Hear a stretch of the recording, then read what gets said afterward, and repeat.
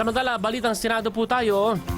Handa si Senador Joel Villanueva na dumalo sa special session ng Kongreso kung magpapatawag si Pangulong Ferdinand Marcos Jr. Ito po ang ginit niya sa video message na ipinalabas sa Sunday's worship service ng Jesus is Lord Church Worldwide.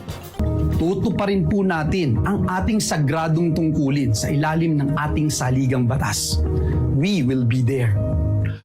Pagdidinig pa po ni Villanueva na hindi ito ang panahon ng pagkapikampihan dahil may mahalagang panukalang batas umano na kailangan may pasa. Gaya po niya ng pagtugon sa pangangailangan at rehabilitasyon sa mga lugar na naapektuhan ng magnitude 7.8 na lindol sa Mindanao.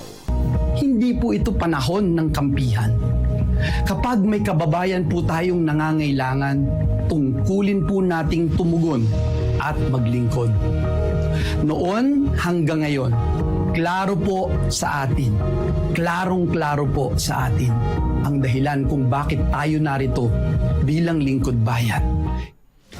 Hindi rin po niya dapat madama at maipit ang mga empleyado ng Senado sa nangyaring leadership power play.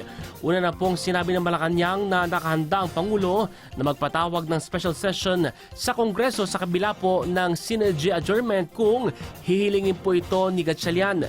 Si Villanueva ay bahagi ng Cayetano Black.